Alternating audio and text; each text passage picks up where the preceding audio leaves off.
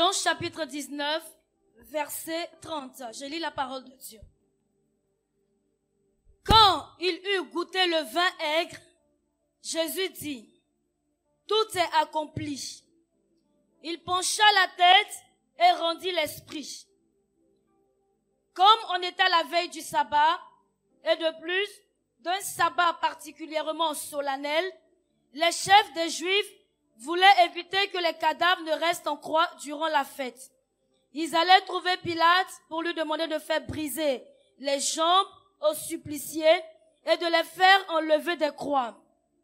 Les soldats vinrent donc et brisèrent les jambes d'abord au premier des criminels crucifiés avec Jésus, puis à l'autre. Mais quand ils arrivèrent à Jésus, ils constatèrent qu'il était déjà mort et ils ne lui brisèrent pas les jambes. L'un des soldats lui enfonça la lance dans le côté et aussitôt il en sortit du sang et de l'eau. Celui qui rapporte ces faits les a lui-même vus de ses yeux et son témoignage est digne de foi. Il a conscience d'être le porte-parole de la vérité pour que vous aussi, vous parveniez à la foi. Continue, il y a quelque chose qui s'est passé. En effet, ouais. Tout cela est arrivé pour que se réalise cette parole de l'Écriture qui dit ceci. Aucun de ces os ne sera brisé. De plus, un autre texte déclare, ils tourneront leur regard vers celui qu'ils ont transpercé. Après ces événements, Joseph d'Arimathée... Non, c'est bon. Maintenant, on va dans Luc chapitre 23, verset 34. Toujours parole vivante. Très bien. Commence à partir du verset 30, on va voir un peu, jusqu'à 34. Verset 30. Alors, les hommes souhaiteront que les montagnes tombent sur eux et que les collines les ensevelissent. Car si l'on traite ainsi les bois verts, que fera-t-on du bois mort? Après Jésus, on emmena aussi 2 bandits qui devaient être exécutés en même temps que lui. Le cortège arriva à l'endroit appelé place du crâne, et là, ils clouèrent Jésus en croix avec les 2 bandits, l'un à sa droite, l'autre à sa gauche, et Jésus pria, « Mon Père, pardonne-leur, car ils ne savent pas ce qu'ils font. » Les soldats firent de l'eau avec ses vêtements et les tirèrent au sort. La foule se tenait tout autour et regardait. Quant au chef du peuple, il ricanait et se moquait de lui. « Il en a sauvé d'autres, s'écria-t-il, qu'il se sauve lui-même maintenant, s'il est réellement le Messie, celui que Dieu a choisi. » Les soldats, de leur côté, se livraient à des plaisanteries à ses dépens. Ils s'approchaient et lui présentaient du vinaigre en lui disant, « Si tu es le roi des Juifs, libère-toi donc toi-même. » En effet, au-dessus de sa tête, on avait fixé un écriteau portant ces mots, « Celui-ci est le roi des Juifs. » L'un des 2 bandits crucifiés avec lui l'insultait. Il lui lança ironiquement, « Tu es le Messie, toi. Alors tire-toi de là et nous avec. » Mais l'autre l'interrompit et le fit taire en disant, « Tu n'as aucun respect de Dieu. Toi et pourtant, tu subis la même peine. Pour nous, c'est régulier. Nous payons pour ce que nous avons fait. Mais celui-là, il n'a rien fait d'irrégulier. » Puis se tournant vers Jésus, il ajouta, « Jésus, souviens-toi de moi quand tu reviendras pour régner. » Et Jésus lui répondit, « Vraiment, je te l'assure, aujourd'hui même, tu seras avec moi dans le paradis. »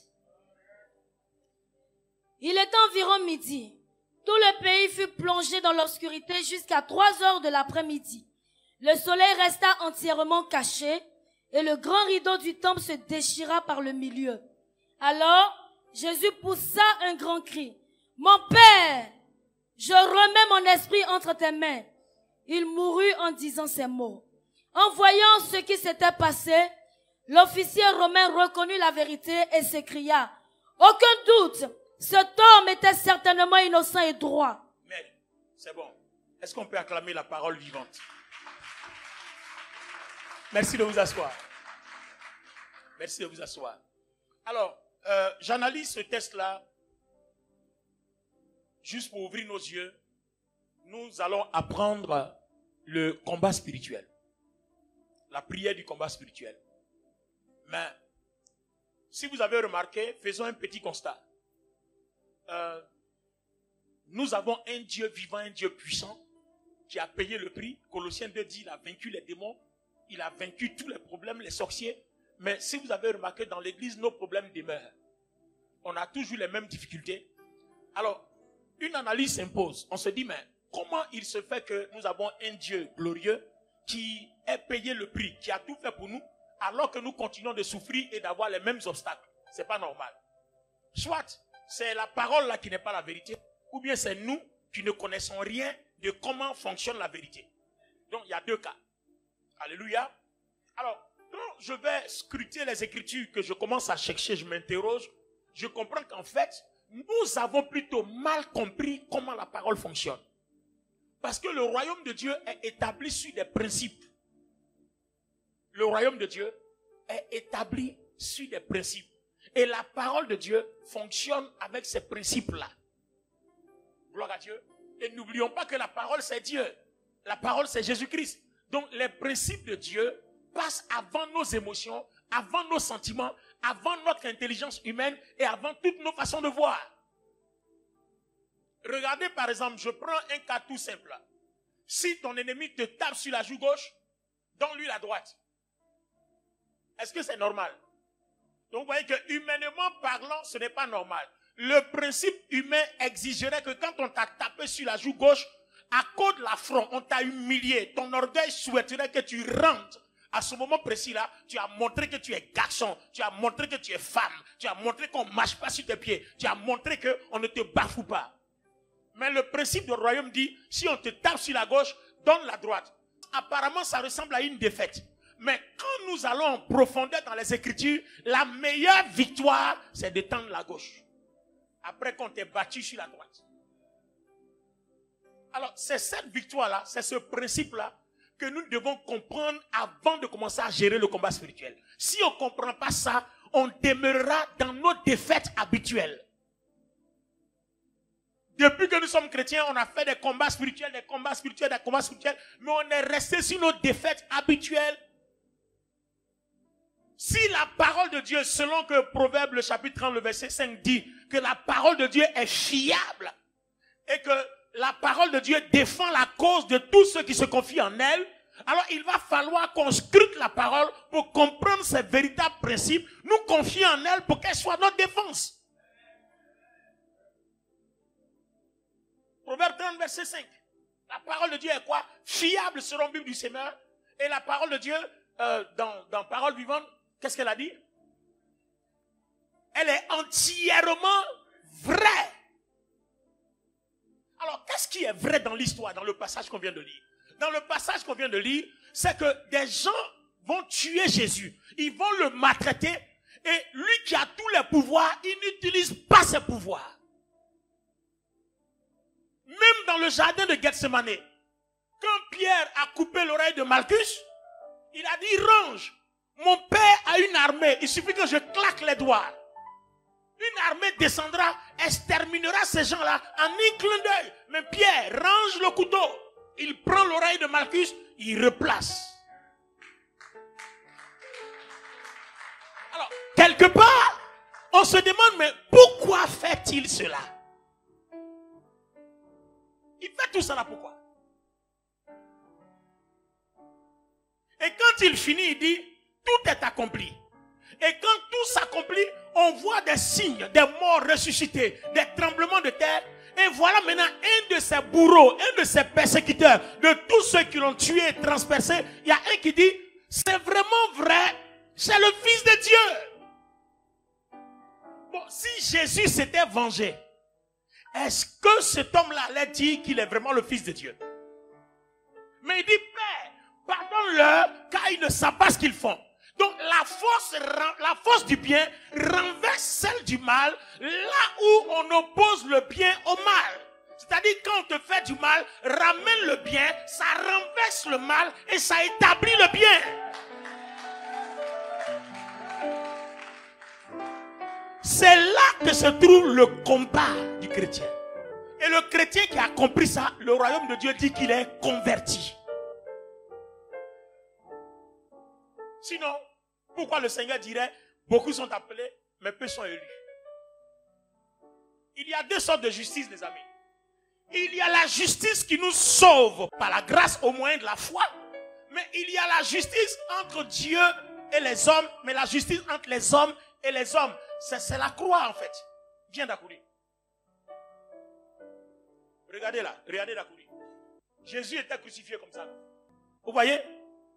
En Égypte, c'était quoi? On mettait le sang de l'agneau sur les linteaux des portes. Oh, les linteaux, c'est quoi? Il y a vertical et puis il y a horizontal.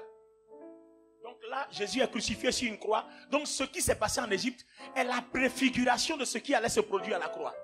Donc quand le sang de Jésus coule, il coule horizontalement et il coule verticalement. Donc horizontal, c'est de part et d'autre. La relation entre les hommes, et vertical, la relation des hommes vers Dieu et la relation de Dieu vers les hommes. Donc du ciel vers le bas et du bas vers le ciel, c'est la justice de Dieu et les hommes. Et là, Dieu lui dit, il t'accorde cette justice-là par pure grâce. Si tu as la foi, tes péchés sont effacés, c'est fini. Mais ça, on a réglé un seul problème. Maintenant, et la justice entre les hommes et les hommes, qu'est-ce que Dieu dit? Voilà tout le problème. Donc, si tu as la foi, tu as réglé un problème entre Dieu et toi. Mais est-ce que tu as réglé un problème entre ton prochain et toi? Toute la galère est là. Alléluia. Alors, qu'est-ce que le Seigneur dit à ce sujet-là? Prends-moi un passage. On va voir ce que le Seigneur dit à ce sujet. Allons-y. Va avec moi dans Luc, le chapitre 9, versets 50 à 55. Luc 9, 50 à 55. Pour commencer une prière de combat spirituel, il faut d'abord comprendre certains principes. Amen. C'est-à-dire, le titre de notre message, c'est ce qu'il faut savoir avant de s'engager dans le combat spirituel. Sinon, tu vas sortir avec tes dents arrachées, tu vas sortir avec tes pieds cassés, tes membres cassés, tes finances brisées. Tu vas te sortir avec tous les problèmes. Il y aura des répressions et des représailles. Si tu ne sais pas où tu vas. Parce que le combat spirituel, ce n'est pas une affaire de colère humaine. Tu combats avec des ennemis. Toi, tu es humain, eux, ils sont spirituels. Eux, ils agissent avec des principes spirituels. Et puis toi, tu veux te baser sur tes principes humains. Or, l'humain ne peut jamais défendre la cause spirituelle. C'est pas possible. C'est pour ça que Romain dit que la colère de l'homme n'accomplit pas la justice de Dieu. C'est-à-dire que tu ne peux pas prendre les œuvres de la chair, tes émotions, pour aller contre des esprits. Ça ne marchera pas. Tu es obligé de te mettre dans une posture spirituelle pour combattre des esprits. Luc 9, 50. Laissez-le donc et ne l'empêchez pas, car celui qui n'est pas contre vous est de votre côté. Lorsque le temps approcha, où Jésus devait quitter ce monde pour être enlevé au ciel, il prit courageusement la ferme résolution de se rendre à Jérusalem. Il envoya devant lui quelques messagers. En cours de route, ils entrèrent dans un village de la Samarie pour lui préparer un logement. Mais les Samaritains lui refusèrent l'hospitalité parce qu'il se rendait à Jérusalem. En voyant cela, ses disciples, Jacques et Jean, écoutez bien la partie. Ils s'écrièrent, qu'est-ce qu'ils ont fait? Seigneur, veux-tu que nous fassions tomber la foudre du ciel? Veux-tu que nous fassions tomber le feu du ciel pour les consumer comme à l'époque d'Élie? Pour qu'elle réduise ces gens-là en cendres. Attends, tu vas continuer. Regardez bien. Jésus veut passer en Samarie. D'accord? Et comme les Samaritains disent non, ils ont leur histoire. Si je rentre dedans, je risque de passer trop de temps dans mon message. Un jour, je vais expliquer le problème qui les séparait des Samaritains. Jacques et Jean, ils s'écrièrent, Seigneur, veux-tu que nous fassions tomber la foudre du ciel comme Élie? Les fils du tonnerre, Boanerges, les fils du tonnerre. Donc ils disent au Seigneur, mais ceux-là, ils sont qui? Qui sont-ils pour que toi, Jésus, le Fils de Dieu, on t'empêche de passer à Samarie? Nous, on va invoquer le feu, on va les consumer et puis ça finit. Bon, ça là, ils ont parlé avec la chair. Et c'est dans cette posture-là que toi et moi on s'inscrit quand on combat les démons et les sorciers. En fait, ils veulent qu'on emprunte leur méthode. Donc, dans le combat spirituel, quand tu empruntes la méthode de l'ennemi, tu ne peux pas le vaincre avec. Non. Vous avez la même organisation, vous avez le même pouvoir. Non. Ce qui ferait plaisir à l'ennemi et aux sorciers dans ta maison, c'est que tu te mets en colère tous les jours. Là, il a l'espace.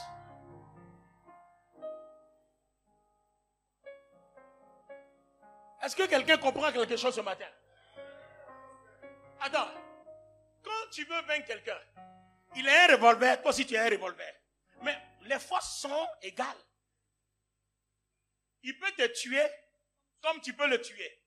Donc celui qui dégaine vite gagne la bataille, puisque vous avez la même arme.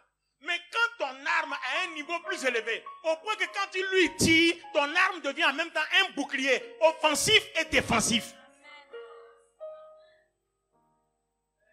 Donc vous voyez que si nous n'utilisons pas une arme offensive et défensive, on ne peut pas les vaincre.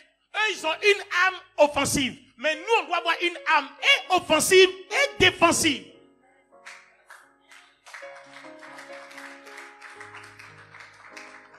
Alors, je vous montre le verset. Je vais vous montrer arme offensive et défensive. Donne-moi une petite minute.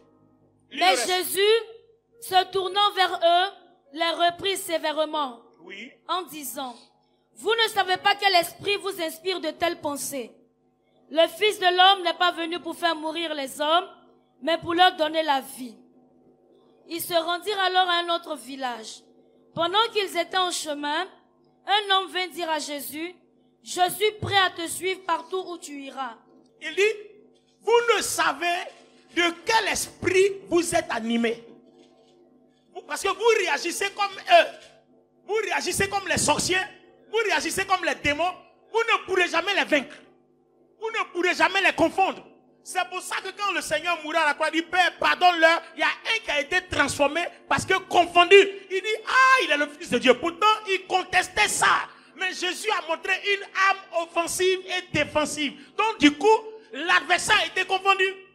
Celui qui ne le reconnaissait pas l'a reconnu comme Fils de Dieu. Alors, il dit à ces deux-là, vous ne savez pas de quel esprit mauvais vous êtes animés. Moi, je ne suis pas venu pour tuer les gens, mais je suis venu pour faire quoi? La vie. Pour les sauver, leur donner la vie en abondance. Je suis venu les sauver, je suis venu leur donner la vie en abondance. Je ne suis pas là pour tuer celui qui veut me tuer. Celui qui veut me tuer, moi je lui donne la vie. C'est à ce moment-là que je le confonds. Celui qui m'envoie la maladie, je lui envoie la guérison. Celui qui m'envoie la mort, je lui envoie la vie. À ce moment précis, mon âme, ma prière devient offensive et défensive. À ce moment précis là, on est en train d'opérer comme l'Esprit Saint. Mais sinon, Jacques, vous ne savez pas de quel esprit vous êtes animé. C'est-à-dire que vous êtes en train de faire le contraire de ce que vous devez faire conformément au royaume de Dieu. Si vous n'arrêtez pas, vous ne pourrez jamais les vaincre. Alors, lis avec moi 2 Corinthiens, le chapitre 6, le verset 7. On va voir une réalité, une vérité de notre arme offensive et défensive. Il dit ceci. Par la proclamation de la parole de vérité, par la manifestation de la puissance de Dieu, nous combattons avec les armes offensives et défensives de sa justice. Nous sommes honorés ou humiliés, calomniés ou loués, on nous couvre d'opprobre, ou on nous porte au nu. Oui. On nous traite d'imposteurs, et cependant, nous disons la vérité. On nous ignore comme des inconnus, et pourtant, on nous connaît bien. On dit, ils sont à l'article de la mort, et voici, nous sommes toujours en vie. Amen. Donc, autant nous sommes toujours en vie. Vous voyez, nous combattons avec les armes offensives et défensives de quoi? De la justice. Donc, dans le combat spirituel, dans les principes du combat, dans ce que nous devons savoir, la justice va occuper une place importante dans la relation entre homme et homme. Dans la relation entre Dieu et homme, on te demande la foi pour satisfaire cette justice. Mais dans la relation entre homme et homme, on demande que la justice soit appliquée. Ce que tu veux pas qu'on te fasse, ne fais pas ça à quelqu'un. Alors prends la même version parole vivante.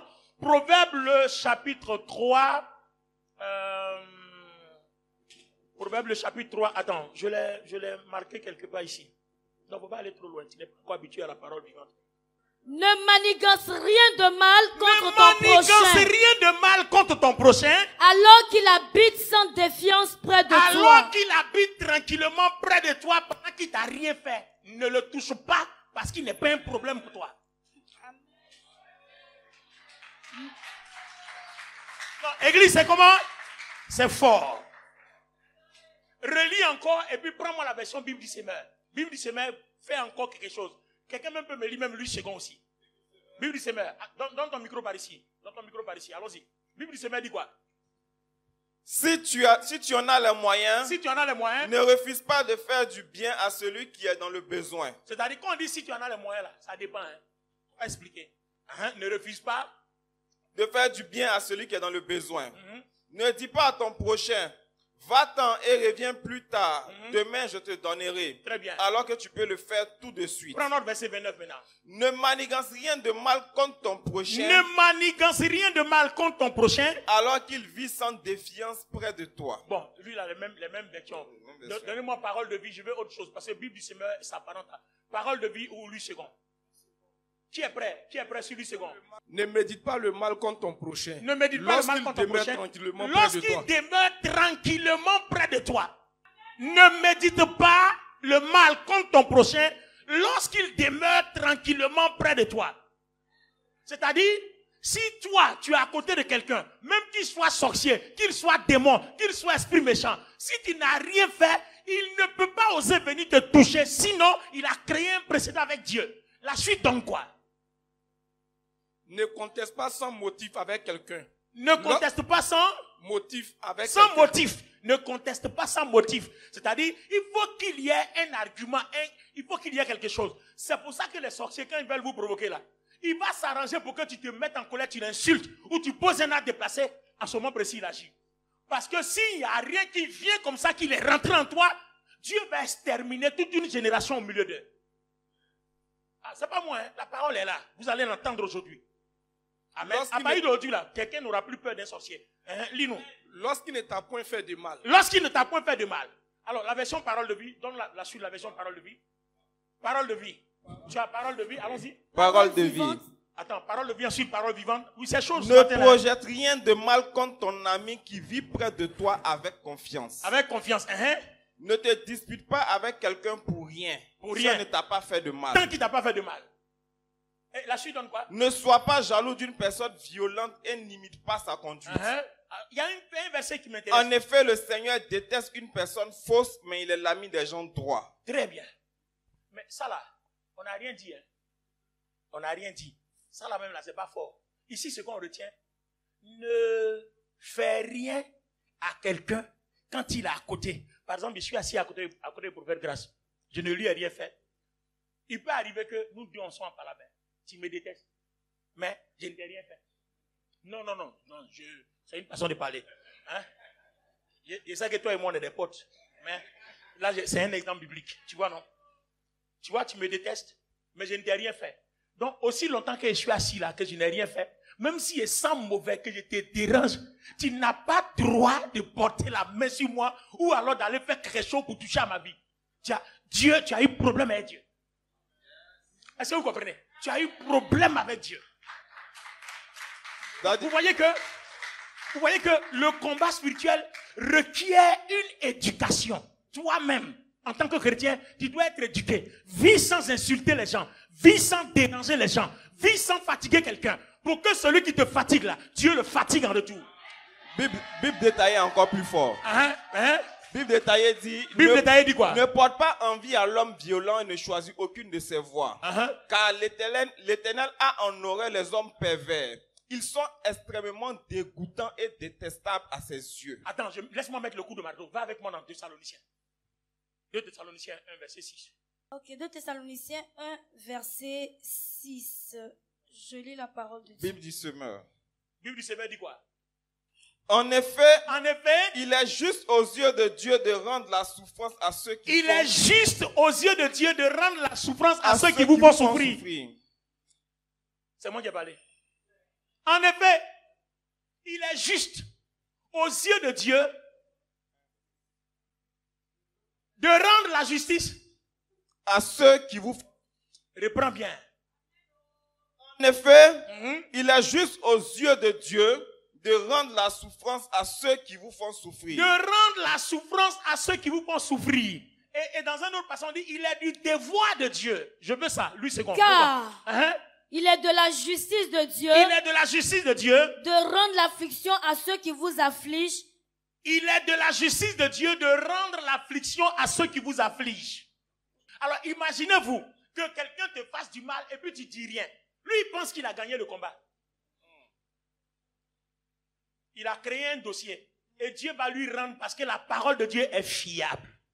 La parole de Dieu est entièrement vraie. Et la parole dit, il est de la justice de Dieu de rendre la souffrance à ceux qui vous font souffrir. La Bible ne dit pas, il est de la justice de Dieu que toi tu rendes la souffrance à ceux qui te font souffrir. Non, mais il revient à Dieu de rendre la souffrance à ceux qui te font souffrir. Et Dieu veillera à ce que ceux qui te font souffrir, leur souffrance là, leur soit rendue. C'est pas moi qui ai dit.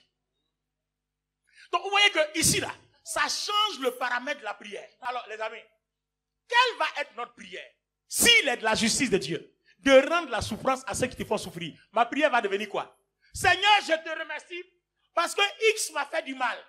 Moi, je vais seulement te glorifier et te dire merci. Et puis tu t'arrêtes là. Lui, il t'a fait du mal, il est content. Il est heureux. Et puis il pense qu'il a gagné. Mais alors qu'il a oublié que tu as été son premier adversaire qui n'a rien fait. Mais il y a le deuxième adversaire qui va venir se présenter après. À cause de ta bonne prière qui s'attache à la parole, tu fais de ta parole ton défenseur. Donc la parole devient offensive et défensive. Par quoi? La justice. Le combat spirituel et la justice. Allons-y. Luc dit quoi? Non, pas Luc. Un texte, mais parole vivante. Dieu est juste. Dieu est juste. S'il permet aujourd'hui que vous souffriez, il jugera vos persécuteurs selon sa justice.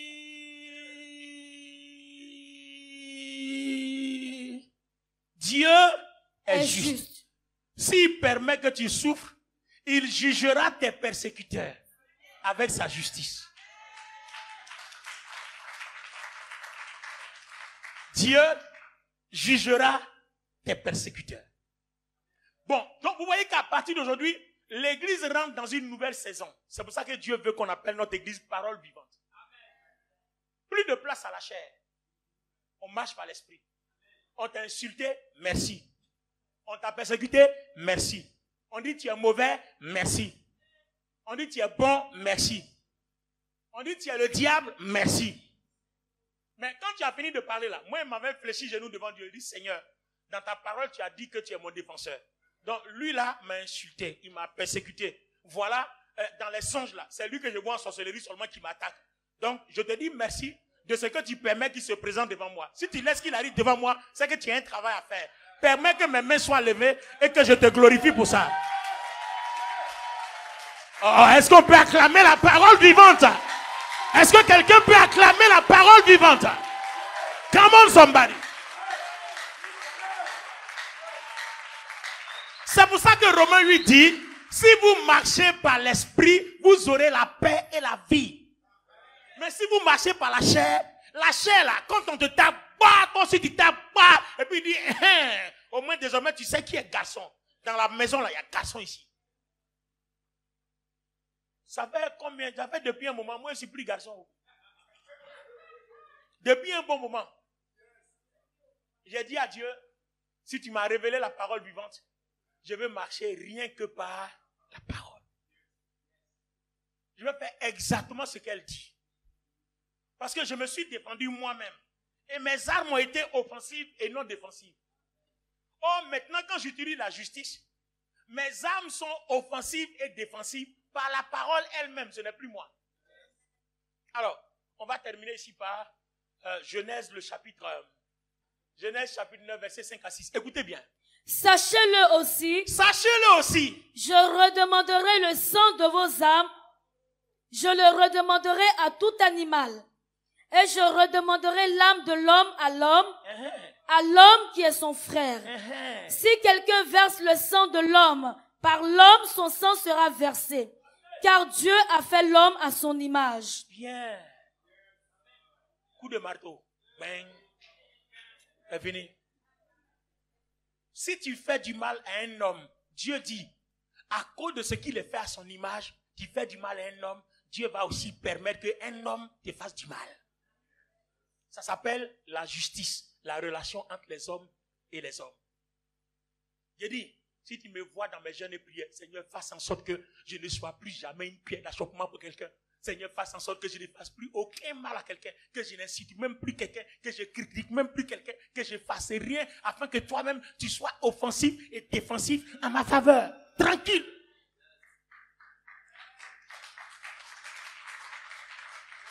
Alors, quel est l'avantage de tout ça? Alléluia. Il y a un avantage que nous tirons de cette prière-là. Gloire à Dieu. La prière du combat spirituel, vous ne pouvez pas, vous voyez, c'est comme ça que nous avons combattu. Et puis à la fin, les amis, on s'est tués et finalement, nous n'avons rien gagné. Alléluia. Nous nous sommes retrouvés d'une certaine façon dans la défaite et on ne comprend pas pourquoi nous prions, nous jeûnons, mais on est toujours dans la défaite. Alors, il est temps qu'on comprenne comment fonctionne la vérité, la parole de Dieu. Alléluia. Alors, aujourd'hui, nous allons élever la voix pour certains sujets de prière et on va prier pas la manière dont nous avons l'habitude de prier, mais on va prier différemment. Amen. Amen. Regardez ce que Philippiens, le chapitre 1, le verset 11 dit. Il dit, rempli du fruit de justice qui est par Jésus-Christ à la gloire et à la louange de Dieu. Donc, avant de faire le combat spirituel, on te demande d'être rempli du fruit de justice. Et quelle est la conséquence? Éphésiens, le chapitre 5, le verset 9 dit, car le fruit de la lumière consiste en toutes sortes de bonté, de justice et de vérité. Donc, quand vous marchez selon cette justice-là, la lumière du Saint-Esprit, qui est la lumière de Dieu, commence à éclairer votre cœur. De telle sorte que de l'abondance du cœur, quand vous parlez, la puissance de Dieu accompagne votre parole. Je comprends pourquoi le Seigneur Jésus pouvait maudire le figuier et le figuier sèche. Parce que son cœur est rempli de la justice. Quand les gens veulent envoyer le feu, il dit non, non, non, ils m'ont fait du mal, mais moi je pardonne. Laisse tomber. Et quand c'est comme ça, toute parole qui sort de ta bouche, puisque c'est de l'abondance du cœur que la bouche parle. Et même Romains 10 dit quoi? Il dit, si tu crois dans ton cœur et tu confesses de ta bouche, ça s'accomplit. Mais cette parole-là, on l'a mal compris. On a oublié que la lumière de la justice doit abonder dans ton cœur pour que tout ce qui sort de ta bouche soit confirmé. Donc vous voyez que le chrétien, c'est celui qui est faible dans la chair. Le chrétien est faible dans la chair. Et quand tu es faible dans la chair, c'est alors que tu es fort dans l'esprit. Tiens-toi debout.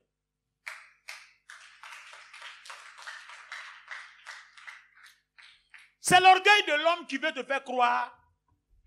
L'orgueil de l'homme. C'est lui qui veut que tu sois fort dans la chair. Et c'est pour ça que Dieu déteste l'orgueil. Parce que l'orgueil te dit que tu es fort dans ta chair. Ça fait que Dieu ne travaille plus. Alléluia. Alors, ce soir, nous allons prier. À ce matin, merci. Nous allons prier. Nous, on est faibles dans notre chair, mais on est fort dans l'esprit. Tu vas bénir la vie de tous ceux qui fléchissent genoux pour que tu meurs. Tu vas prier pour que leur vie soit remplie de santé. Tu vas prier pour que leur vie soit remplie d'abondance. Tous ceux qui t'insultent, qui te calomnient, tous ceux qui te détestent, qui parlent mal de toi, qui gâtent ton nom, tu vas prier pour que leur réputation soit bien. Tu vas prier pour que leur vie soit abondante. Demande à Dieu de pardonner leurs péchés. Demande à Dieu de les illuminer de sa gloire. Demande à Dieu de les rendre libres. Tous les sorciers, les agents du diable que Satan utilise contre toi, prie pour leur délivrance. Prie pour que leur vie soit une bénédiction pour eux-mêmes.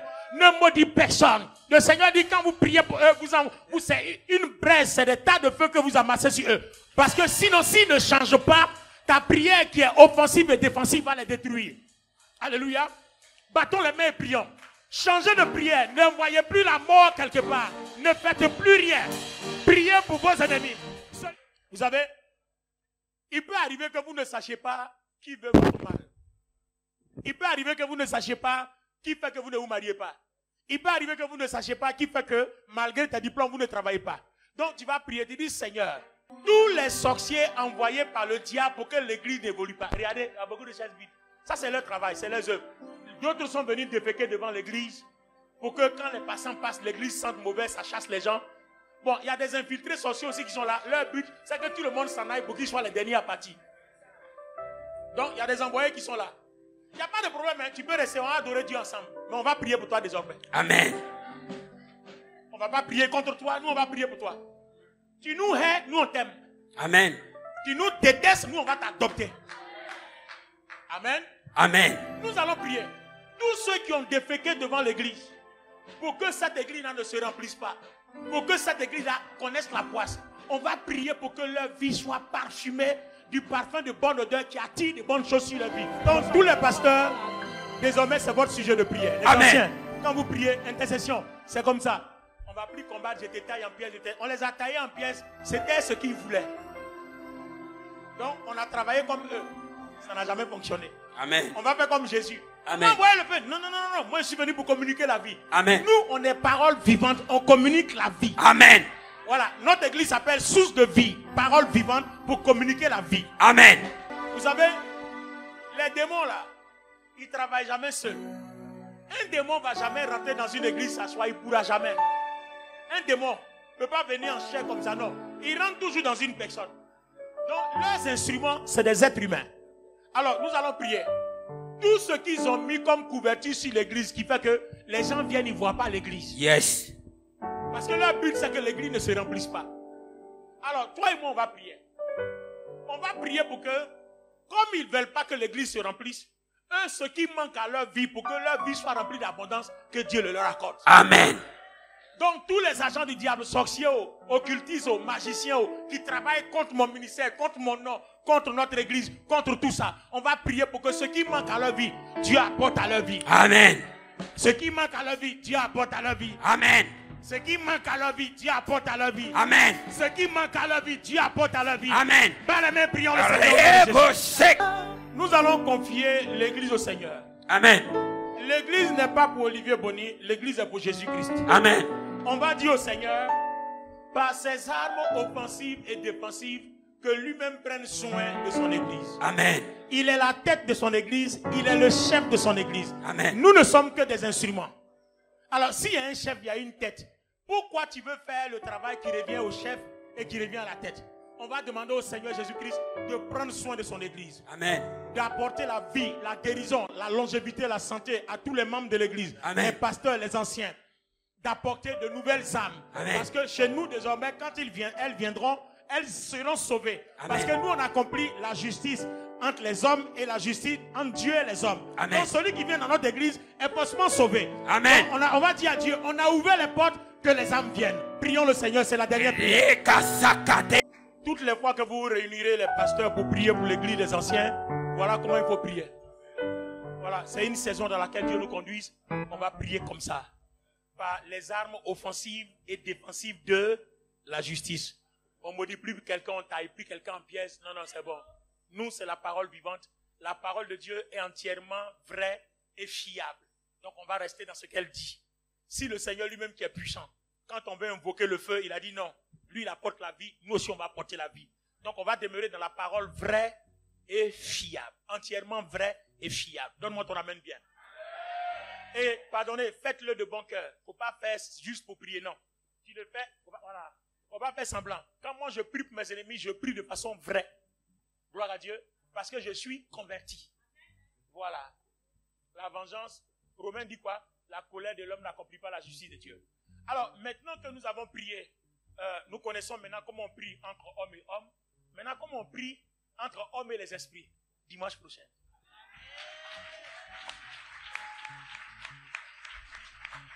Donc, le dimanche prochain, ne rate pas ce culte-là. Viens avec un invité.